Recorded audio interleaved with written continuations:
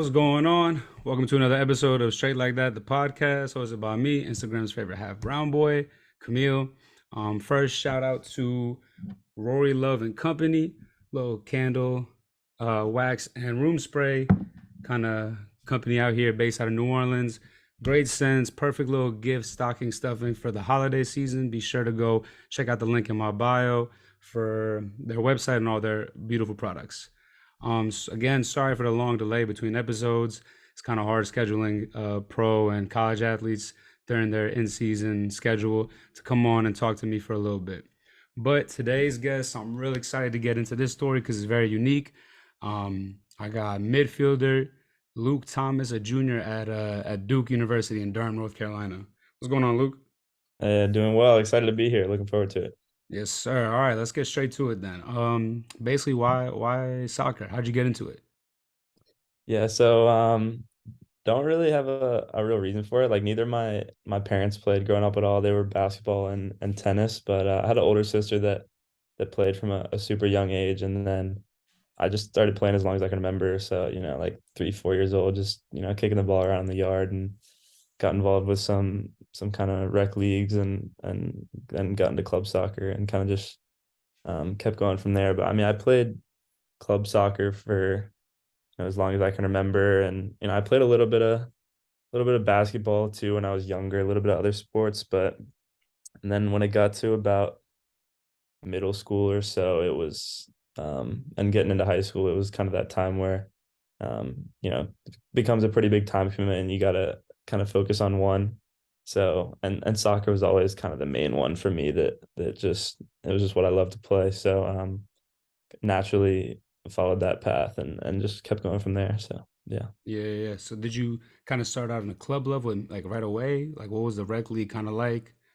Yeah, so I mean, I think pretty much all these super young rec leagues is there's not a lot going on in terms of skill level. So I think pretty Yeah. quickly I started to kind of look for club options around the Charlotte area. And so I first started playing at it was called North Mech at the time, which is out of North Charlotte, and then played there a couple of years and then went to Charlotte Soccer Academy, which is where I played for most of my time growing up. And so played, you know, at the highest club level I could try to get involved with there, and which kind of varied. And there's a lot of different programs that kind of sprouted from that. And then, as I got into middle school, high school, started getting involved with the Development Academy program, DA. I don't even know if it exists anymore, but that was kind of the big deal at the time. So, and that was one where they didn't really let you play high school or other things. So it was a little bit of a trade-off just because I knew that that's a big time commitment. And I also, enjoyed playing for the school team. Like I played in middle school and I would have loved to play at that high school, but I had to kind of, weigh the different options and make the decision there. So Yeah, yeah. So when you were, I guess, playing in rec, were you just dominating like that and kind of like made you want to look for higher competition? I think so. I mean, Yeah. I was so young that I don't really remember much of it, but I hear my parents will mention stories from it. But I mean, I think most of the kids that are out there just, their parents threw them in there. They're doing it to get a little exercise. But Yeah, yeah, of course. but I was definitely enjoying myself out there. Yeah. So what? So then you go to middle school and you're doing both what, school and club? So how was the schedule working with that?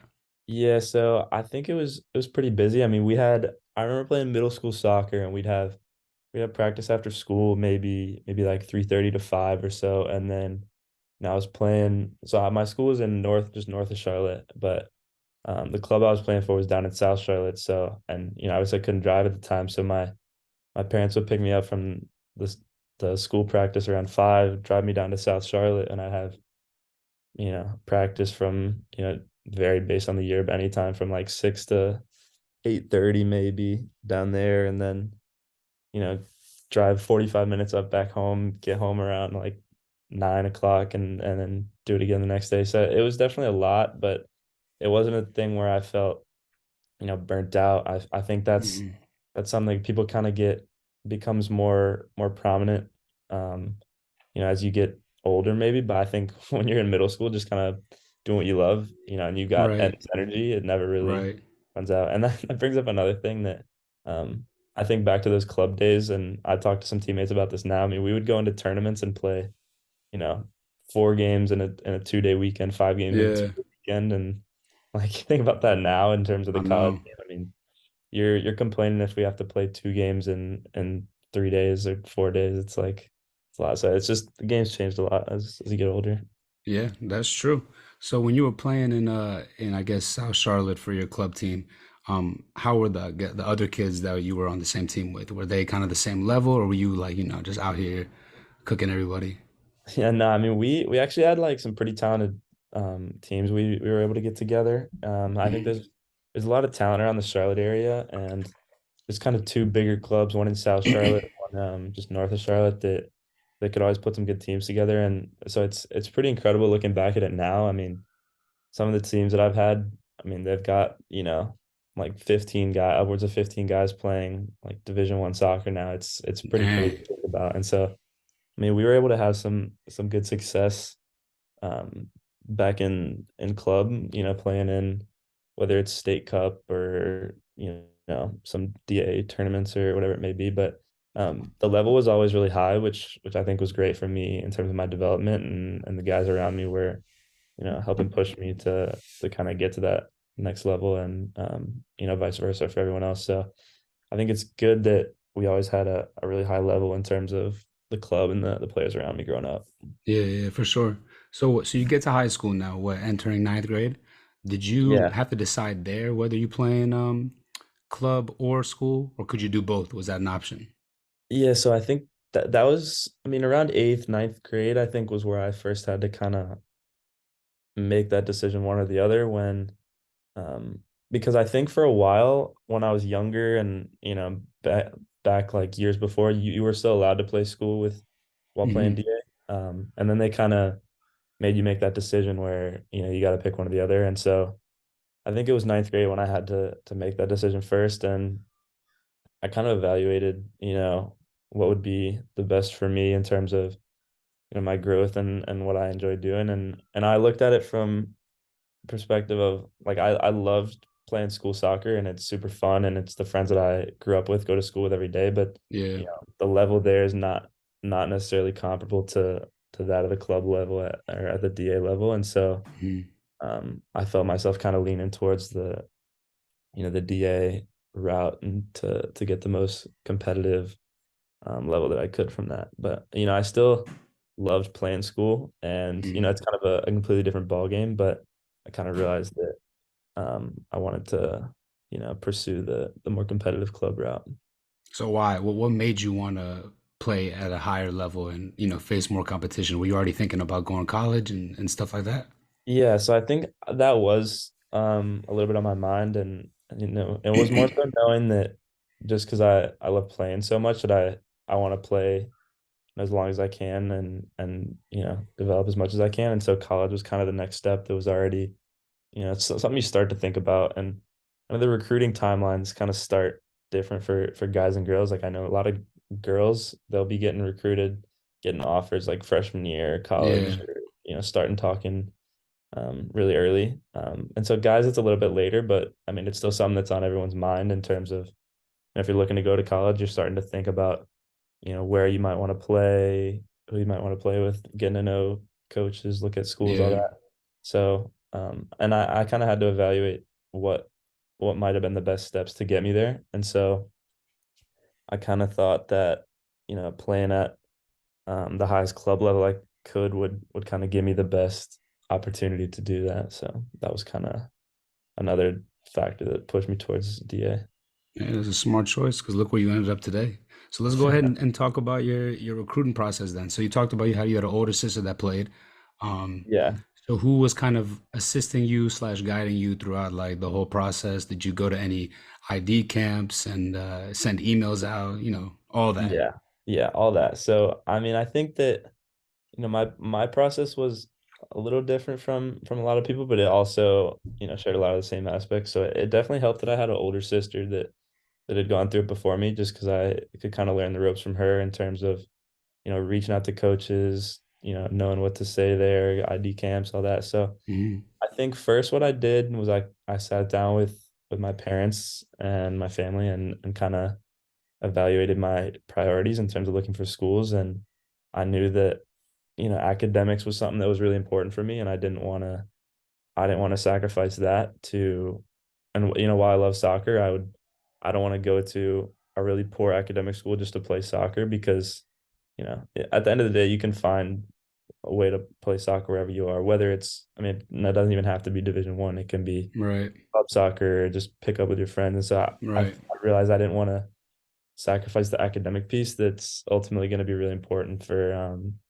later in my life and where I was at. So, I made a big preliminary list of schools that kind of met, some of the basic criteria I was looking for, solid academically, had soccer programs, were I didn't really limit myself much geographically or size of the school a whole lot yet.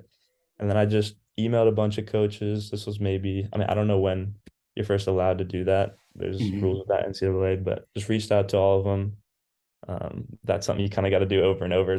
These coaches will get hundreds of emails a day. You Hmm. got to just Yeah, that's right. send emails. And then summers, I just started cycling through ID camps, and I don't know if that was the best route for me or not. Because I don't know that I ever, you know, gained a whole lot from those in terms of, progress towards getting offers or so. Because I mean, I would try to go to all these different ID camps that I could, and a lot of them have a couple hundred kids, and maybe I'm a sophomore in high school, and it can be hard to stand out at those. And I think that, talking to more people that now that I'm in college and talking to guys, a lot of them got recruited from, getting noticed playing for their club teams, or they're at showcases or whatever it is. And there Right. are some that get there from the ID camp route, but it can definitely be hard to stand out in a huge ID camp when there's a lot of talented kids there. Right. So I don't know that I made a whole lot of progress in the ID camp route. And I think that, playing club and, you know, growing up playing tournaments and showcases and all that, like, we get a little bit of interest here and there from different schools, but just me knowing where my priorities were with academics too, I didn't really entertain a lot of, like, if a coach or a team would reach out to me from a school that I knew I didn't really have any interest in going to, I wouldn't, pursue that at all, or you know, try to get more info on it, because I didn't really see it as a valuable use of my time if it wasn't a place that I wanted to end up at. So a Right. So you were little bit strict with different that right process. away. Yeah, so it was, I mean, not that I was getting, interest flying in all over the place, but Hmm. I kind of knew my priorities in terms of where I wanted to go. And so I ended up, you know, getting some connections at some of these good academic schools, and getting close with the coaches, but never really developed any firm offers there at the schools I wanted to go to. So I ended up just applying to the schools that I wanted to go to. And I said, I'll figure out the soccer piece later, because I knew that that was, it may be difficult, but there's certainly options, whether it's club soccer or, the full team, wherever I go. So I just applied to a bunch of schools that I loved, that I wanted to go to. As And just like regular student, right? yeah, regular Okay. students. So I applied early to Stanford and didn't get in, and then applied about 12 schools, I think, regular decision. Got into a couple, and ended up choosing Duke. So that Okay. was kind of what that happened.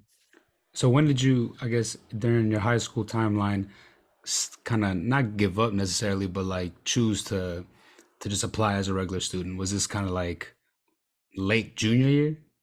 Yeah, well, I mean, I don't think I really ever made, there wasn't really a time when I was like, all right, firm decision, I'm not gonna, Yeah. pursue the soccer route anymore and just go academic, because, I was kind of always pushing that envelope of trying to get interest from schools, trying to, get looks from coaches from the schools that I Hmm. was interested in anyway.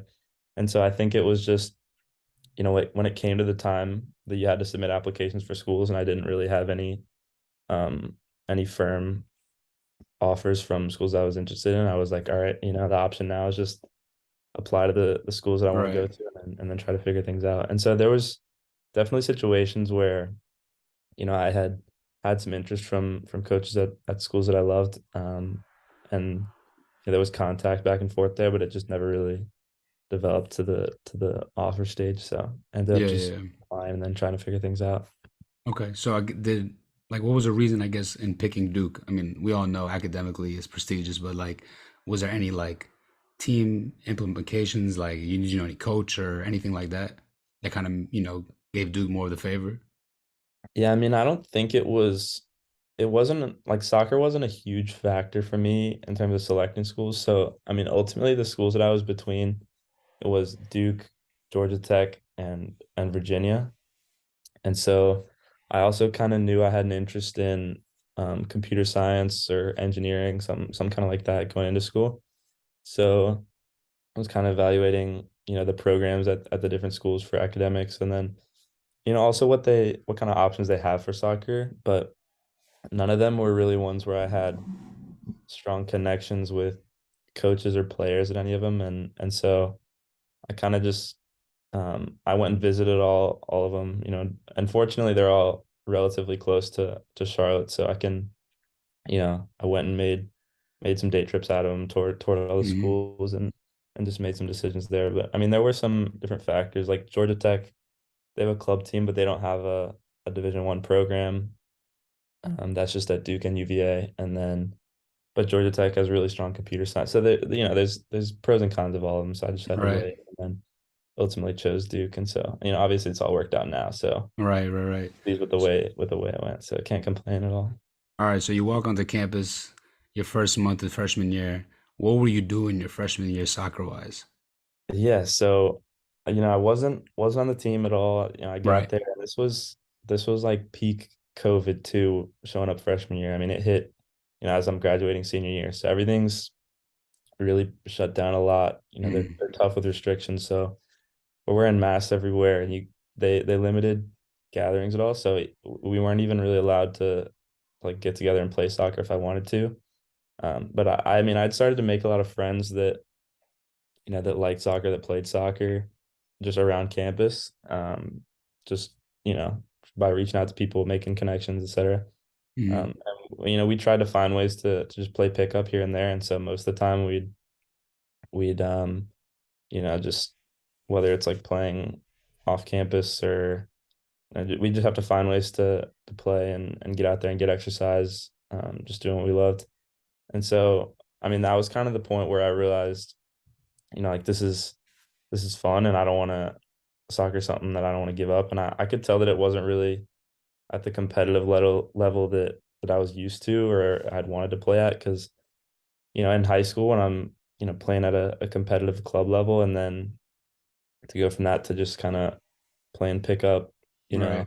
in the quad at school or It's a big just drop off. yeah, and Yeah. I could feel that and it was kind of just the competitive aspect of me wanting to get out there and compete and it's for a lot of guys it's just a way to get out and get exercise and touches on the ball and while I love Right. that aspect of it I kind of felt myself wanting more so I I reached out to the coach of the Division 1 team and said I'm a student. I'm a freshman. Here's some info about me, like send him my resume with some soccer background and said, I want to try out. And this was maybe winter of my freshman year. And COVID was still heavy. So they're like, we can't have you really come in and try out right now because the team was isolated at the time. They had them living separately and they're like, we don't want to risk getting any of our guys Oh, sick. interesting. They were Okay. having that was like a year-round season that was mixed up with COVID too. So they Hmm. were playing games through the spring and they're like, yeah, our team's isolated. We can't really bring you in and try out unless you quarantine for like 2 or 3 weeks before you come and do it. And then I was, in the middle of the semester. It's hard for me to just do Yeah. that. And especially to come in for a little bit of a spring season, knowing, there's not a whole lot of benefit there to it. So Hmm. um, I had to kind of email the coach, call the coach a bunch to get in touch with him, and ended up deciding that the best decision was to come to one of those ID camps in the summer, basically serve as a tryout. So it was about July before my sophomore year that I came to an ID camp on campus. Really like met the coaches for the first time there. I just, exchanged some texts with him, emails with him. And that basically served as a tryout. And fortunately, I played well enough there and got invited to preseason the following month. So that was that. Okay, so what were you doing in the spring leading up to that little ID camp? Were you training by yourself like in Durham or Yep. So I mean, I would play pickup with a bunch of friends from that I had just met that were not on the team. And then I would go out and like train on my own some. And then like the biggest thing for me was trying to get in shape and be fit because I think, and I found out recently too, that's one of the biggest jumps from, at the club level or like not playing at all. The fitness is a big jump to the next level. yeah. So I was training a lot to stay fit, stay ready. And then that summer I played with a club team back in Charlotte when I was home for the summer, and it's called like USL Academy. I know Hmm. all these leagues are constantly changing, but Right. did that for the summer, which was really good for getting back in the groove of playing competitively again, because it would have been hard to come from just playing, pickup in the quad to come try out for the Duke team. So Yeah. that was really good for me to kind of get back in the groove, get fit before I came back and tried out. So that was good. And what were they doing at the ID camp? Like was it just like a single day kind of thing? So it was a 2-day thing. It was like a Saturday, Sunday. So I came up like the night before with my dad, and then we were just staying in a hotel there, and then it was like 2 or 3 sessions a day with um like training sessions in the morning, and then I think small sided in the afternoon, and then we'd play 11v11 at night. And so, it's just like they always are. You gotta try to find ways to stand out. And fortunately for me, it was a situation where it's an ID camp where they're trying to recruit, high school kids to come, play for them as freshmen in the futures. And I was about to be a sophomore in college, so I was Yeah. I was like 2 or 3 years older than all the kids there. So it definitely helped me, stand out and make an impression. So, I was Yeah. fortunate Yeah. that W- situation worked out. But Were you the only college student there and the rest were all high schoolers?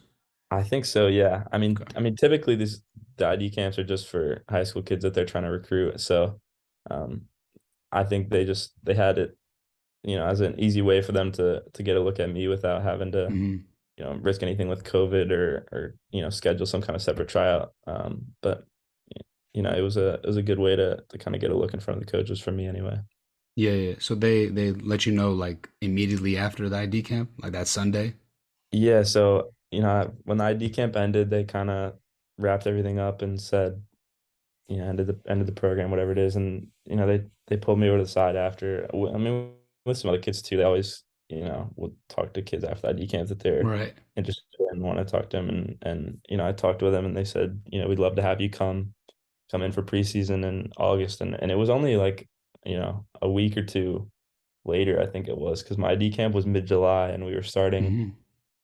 beginning August. So they're like, yeah, we'd love to have you come back in like 2 weeks for preseason. So I had to go home and, you know, pack everything up and come back for preseason like 2 weeks later. So that was exciting. And that was kind of the big relief for me, like that moment, knowing that, I'd been training for months and, getting fit and knew that, this was something that I really wanted. And to finally get to that stage where, I'm in the door, and I finally got to that stage where I'm kind of a part of the team now. That was a big relief for me. Yeah, not even just like the 6 months of training. It's like your whole life you kind of devoted to this game and getting better and perfecting your craft. And that was that moment. They were like, "Yeah, let's put you on." So they let you like on the roster, or were you just like a preseason like team player or That something like was that? Yeah, no, that was like I was a part of the roster there, so that Okay. was I was basically like joining the team at that moment. So yeah, we had just started. Everybody comes in for preseason around August 1st is when you start. And what was good with the structure of it is we have what's called captain's practices. I don't know if you're super familiar with like the Yeah. college landscape and preseason, but we had captain's practices for I think about 10 days or a week or so anyway, where we're just training with um just the teams, just the players and the captain's lead practices. And a lot of times it's just we're playing small sided, getting to know everybody that's new coming into the team. And this is before the coaches come into lead sessions because with NCAA they can only start after a certain date. And so, that was really good for me to kind of get in and get to know the guys and get myself up to speed with the speed of play and Hmm. the skill level there before jumping in with the coaches because that's when you really hit the ground running. And so it's definitely that first week was me adapting to the speed of play, and so I think that was really good for me to get involved. Did you notice like kind of like a increase in ability with everybody there compared to like what you've been doing your whole life? Yeah, definitely. I think like the biggest thing that I noticed was just like the intensity level and the speed of play is just it was something to kind of get used to. I mean, you Mm. can simulate it as much as you want in club or you can try all you want in individual training, but it's almost hard to mimic what it's going to be like when you actually get to that level. So, the first day I remember we were playing some little small sided game. It was like 5v5 with some targets on the outside going to Mm. goal and it was flying around and I think like first like two times I touched it, I lost the ball and I was like, all right, I just gotta get it off my foot, get it, move it. So I just Yeah, next it's couple times quick.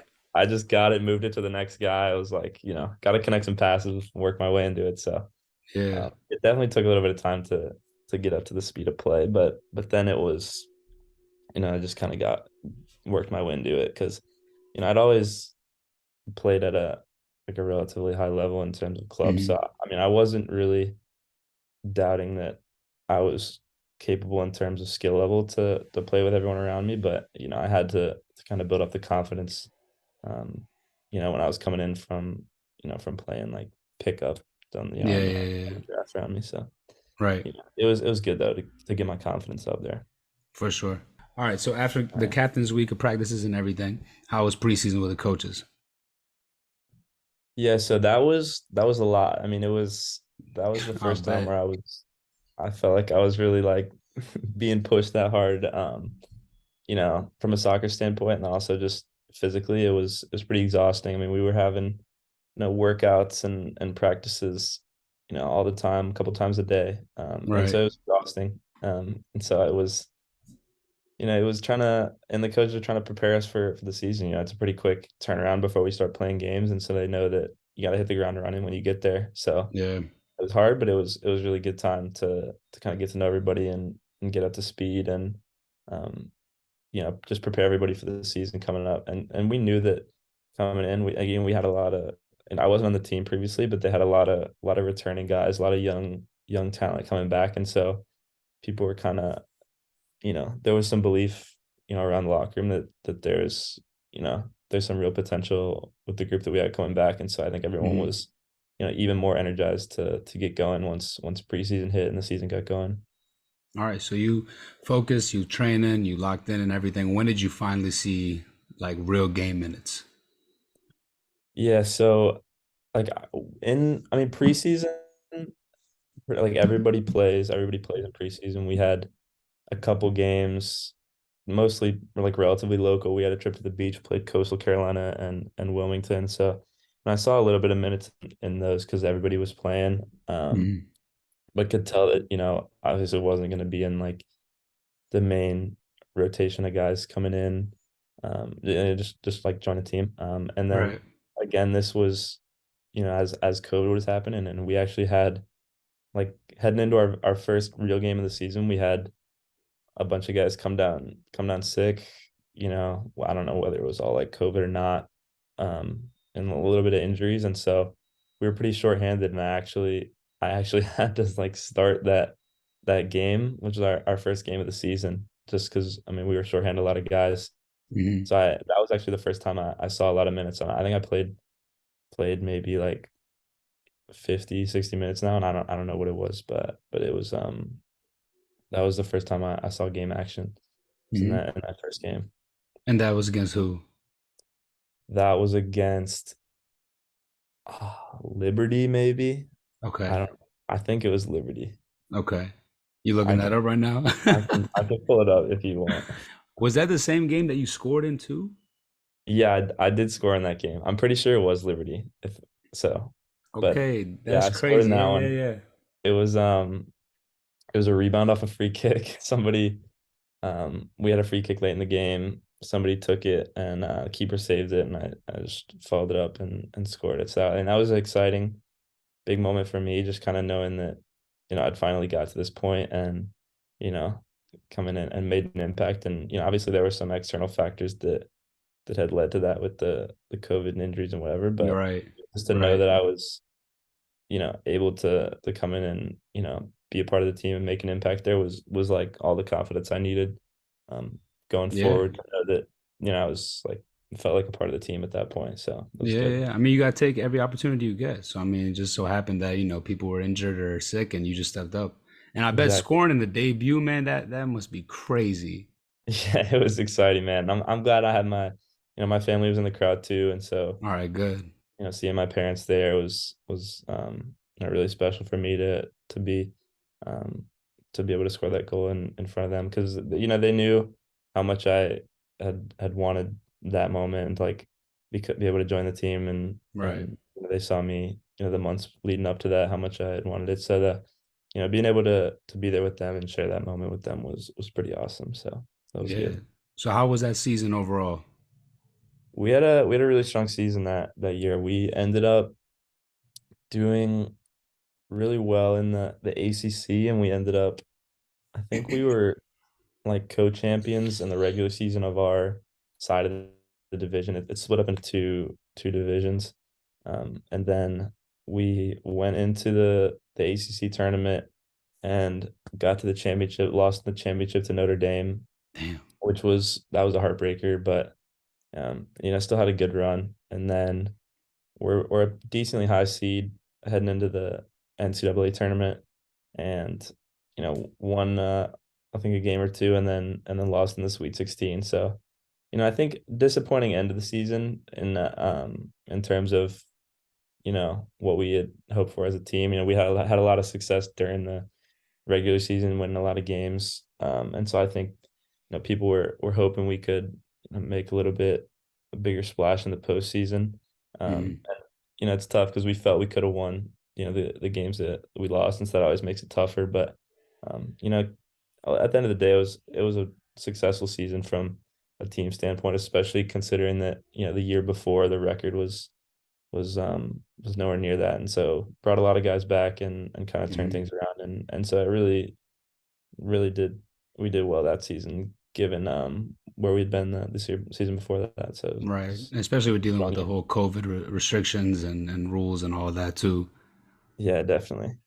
So what were you Yeah. doing, I guess, that off season from last season to this past season you just had? Yeah, so I mean for guys anyway, it's pretty common. A lot of guys will play USL2 in the summer, which Okay. is it's like a semi-pro type of league where it's almost all college guys. They just go back to their hometown or wherever they're going to be for the summer and play USL2. So I played with Charlotte Independence, which is there's like two USL2 teams in Charlotte. Charlotte Independence was one of them, and it was all guys that play college all over the place that mainly live in the Charlotte area. And it was cool because Yeah. a lot of the guys that I had played club with when I was younger, and they went off to play college all over the place, and then everyone comes home for the summer, and it's like a little reunion Yeah, yeah, playing yeah. club again with everybody, and so that league for us stretches across mostly North Carolina, a couple other states too. Um, but I mean, at least the competition level was high, and it was good training with a lot of the college guys from the Charlotte area. So I mean, that definitely helped me stay sharp, and get some experience, playing games with guys because that's also a situation too where can get a lot more minutes than you might see, like coming into Duke in my first year. I play off the bench, and maybe half the games, but being able to come back and get some consistent good minutes starting in USL2 is definitely good for building confidence there too. So Yeah, yeah, for sure. it was great for getting myself ready for this past season. Yeah, yeah. All right, so you get into this past season, and I guess Did you set any goals for yourself? Like you want, make more of an impact, play more minutes and stuff like that? Yeah. So I mean, coming into the year, like my main goal was that I wanted to play in every game. Hmm. Um, and so, that was some, I mean, I think I'd played in about half the games in my first year if I had to guess. So this year I was like, all right, I want to play in every game. Yeah, And so and that also comes along. So I play on the wing usually. I didn't set like a clear number, but I was like, all right, contribute some goals and assists too. yeah. If I'm What playing every game. formation do y'all play? So I mean, we kind of varied some throughout the year, but a lot of times a 4-4-2, and then we also mixed in a back three at times. So a little bit of 3-5-2 or Hmm. whatever it is. But I mean, it can vary. But I mean, a lot of 4-4-2, especially that first season we did. So I would be playing left mid in that. Okay. But I mean, this past season was, I felt like gone through it before the year before, so I kind of knew what to expect for preseason in terms of, the intensity and the schedule and all that. So I think that definitely helped when we've got new guys coming in and, want to kind of get them involved in the team and, build chemistry there. So I mean, it helped for Right. me personally that I'd gone through it the year before. Um, and then, we had a really strong freshman class this past year, some good talent. So again, everybody was excited for the season, looking forward to it, hoping we could do some big things. Yeah, So, yeah. And so how did this past season end for you guys? And how was the season overall for you personally? yeah, so I guess I'll start with the team aspect. So, I mean, we had a really strong year. I mean, regular season, we actually were undefeated in the regular season. Damn. So we finished top of our division in the ACC. Um, so we were the one seed in the ACC tournament, and then we lost in the ACC tournament to Clemson, and then but I mean we had a really good regular season, gotten some good results because it's always tough in when you have everybody in the ACC's got a tough schedule. There's Mhm. never going to be easy games, so just being able to get those results throughout the regular season was a big accomplishment for us, and so we were pretty proud of that. And then heading into the postseason again, had big aspirations. It came up short in the end. We lost in the Elite Eight in the NCAA tournament to Creighton, which was a back and forth game, and we definitely felt we could have gotten the better of them in that one too, but Yeah. things just didn't go our way. But Yeah, yeah, yeah.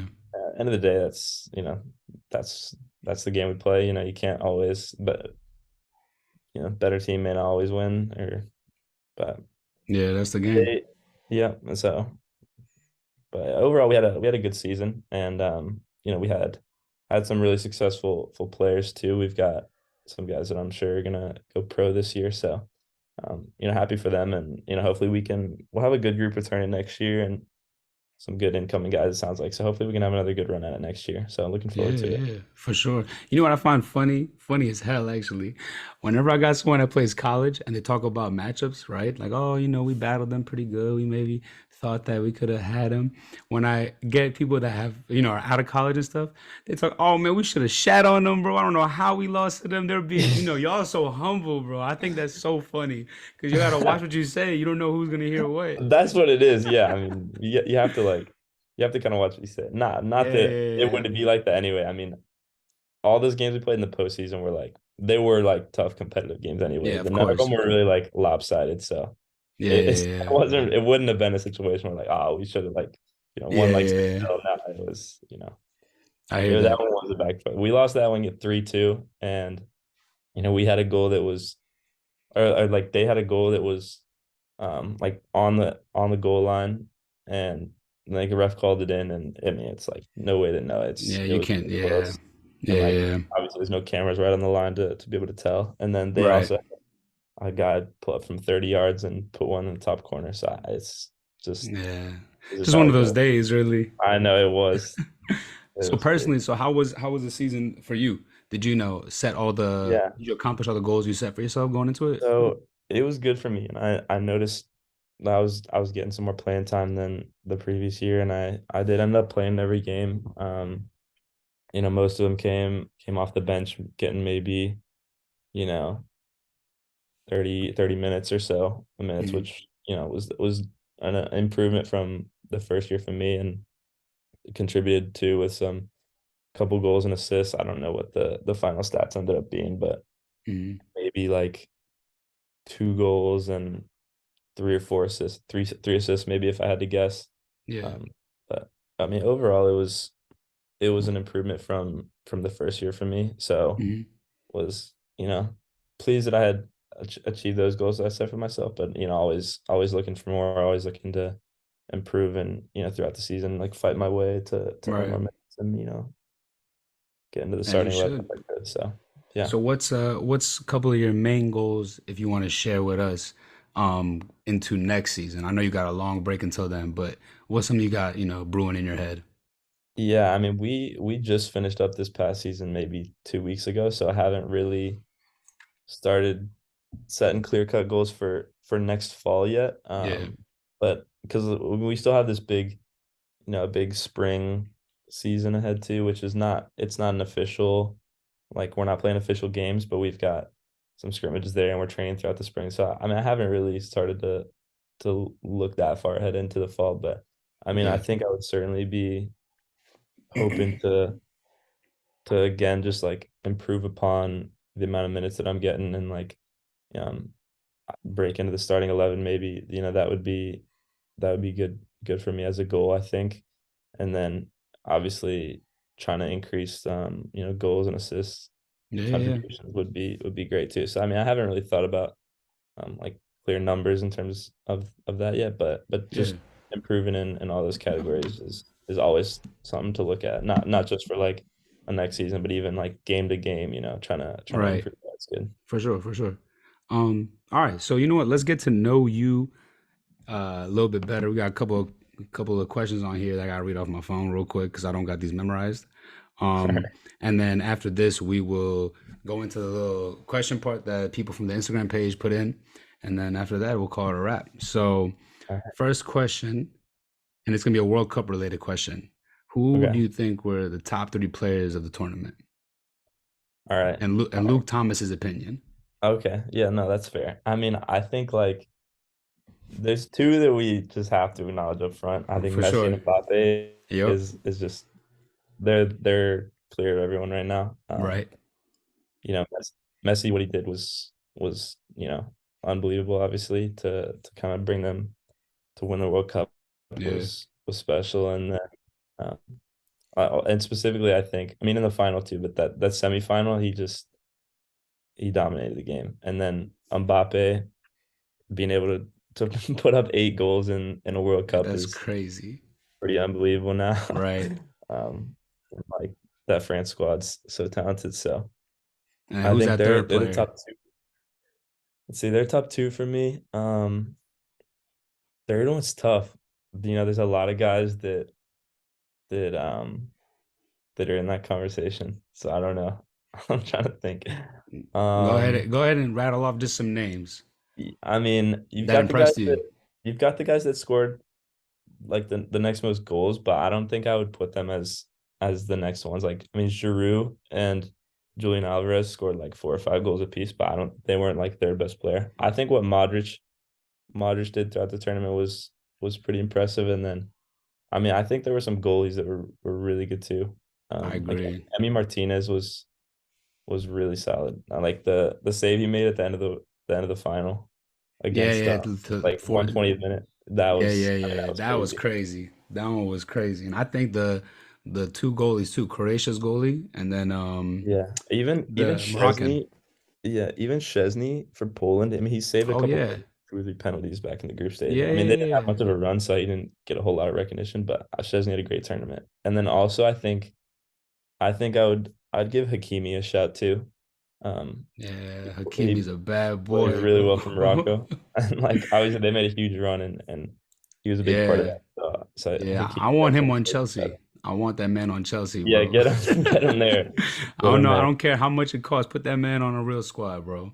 Yeah, yeah. All right. So coming into a game, what's the kind of music you listen to get you, hyped up and locked in?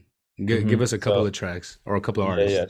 So it's mostly rap music for me, like pregame if I'm trying to get hyped, get motivated for a Right. game. So I mean for me, top artists, probably like Drake, Lil Baby, Gunna, Travis Scott.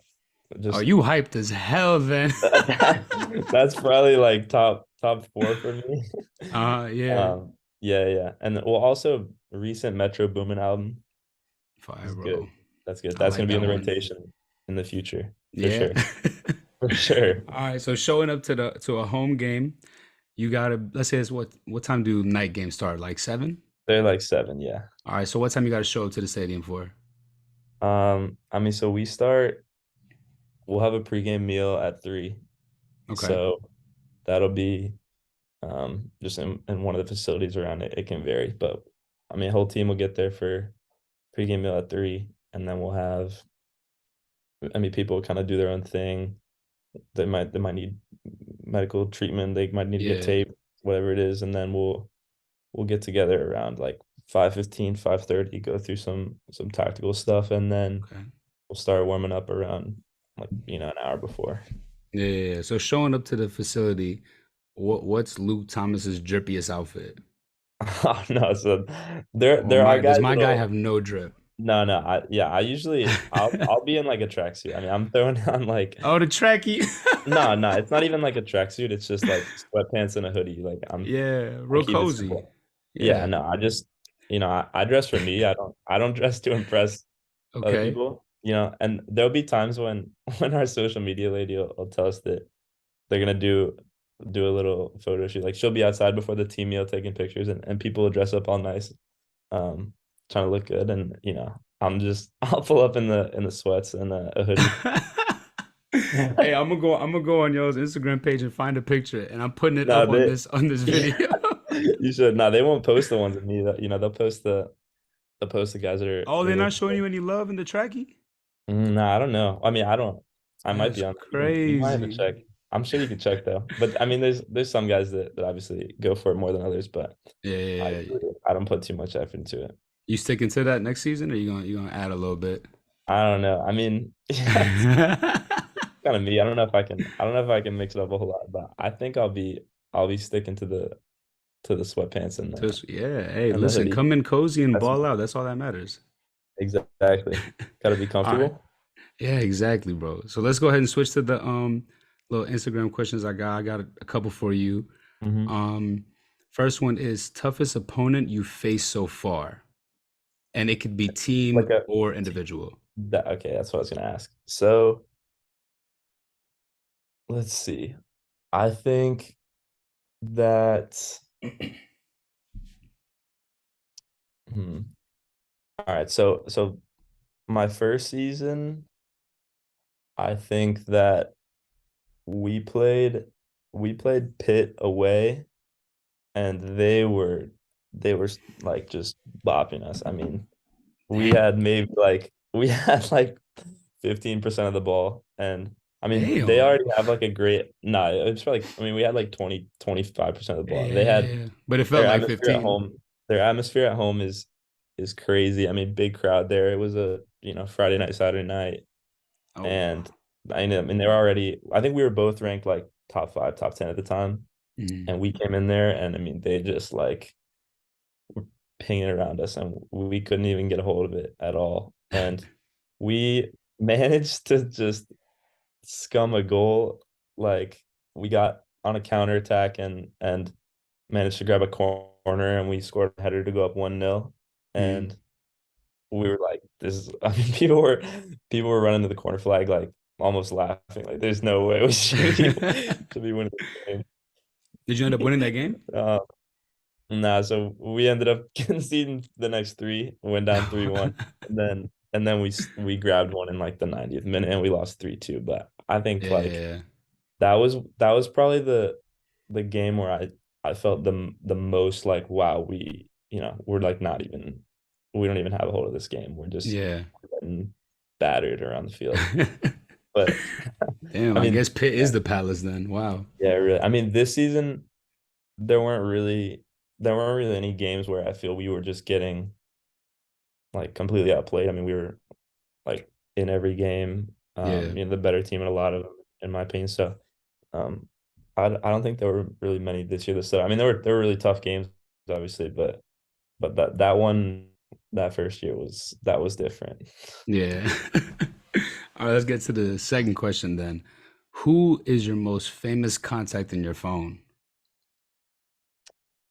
Wow. I mean, I always hear this question asked to like famous people, and they have some crazy answers. I really don't have any many really famous people. I mean, I think if I had to guess, I would say guys that are not super famous now, but could like become famous in the future. Yeah, that could be it too. Yeah, because I mean, I definitely have plenty of guys that I've played with, whether at Duke or elsewhere that are, starting to make their way into the pro ranks or definitely will be there in the future. So, um, I'd say I don't have anybody that's super famous right now, but I have like, there's guys at Duke that I played with this season, like, you know, Peter Stroud, Shaq Muhammad, or like Thor from the year before, that are I expect them to do big things in the pros in the Mhm. future. So, Okay. and it's guys from back home in Charlotte too. So nobody crazy right now, but I think that in the future there'll be some guys that go on to do big things. Okay, so you got the little potential growing in the phone. I think so too. Yeah, Yeah. it could grow in the future. All right, so last question. What is one piece of advice? I mean, it's pretty standard that, everyone has kind of answer. What's one piece of advice you give to like any kid like age 10 to like 14 that's like trying to go D1 or play at a higher level? Yeah. So let's see. One piece of advice. I mean, I would say I would say just like continuing to like not be satisfied with where you're at. Because Ooh, I like that one. I think Ooh, that that's a good one. I think that a lot of people like I mean myself included plenty of times when, growing up, you sense that you're playing at a really high club level or you feel like you're physically pretty fit or whatever it may be and you kind of get content with where you're at. But you have to know that there's plenty of guys all over the country and even at the level above you that are obviously working hard and are at higher levels than you are. And so Yeah. I think that I felt that piece of it kind of stepping up into different levels of my life, like coming into college for the first time, like I felt like I was a good player obviously, and I felt like I was in decent shape, and then you get in and there's guys that are just flying around the pitch, Yeah. running up and down in the fitness test for, just nonstop. And then, they'll get up and do it again the next day. And you're like, wow, it's a level that you have to get yourself up to. And so I think that, you know, that's a mentality that can start from, when you're younger and, middle school, high school is just constantly looking to get better there. Yeah. No, I like that one. I like that one. Never be satisfied. Yeah. Hey, but listen, Luke, thank you for finally joining on, man. I know it's tough scheduling this one. Um, I'm proud of you. Keep going. Have a good little off season rest. I expect big things next year. Hey, and also my favorite moment for you, sidebar real quick, was the goal that you had against GW. And the Oh yeah. crit, because I went to GW, that's my alma mater, my undergrad and everything. I watched the whole game start to literally a minute before you scored. I No like way. stepped away for a moment, and then I think I might have been in the bathroom in the kitchen, and my brother texted me being like, "Luke just scored against GW." I'm No like, way. bro, of course I freaking missed the goal, man. I watched the whole game too. That's funny. But yeah, bro. Again, yeah, thank you for joining, man. Of course, Everyone man. wishes you the best. But yeah, bro, let's keep in contact.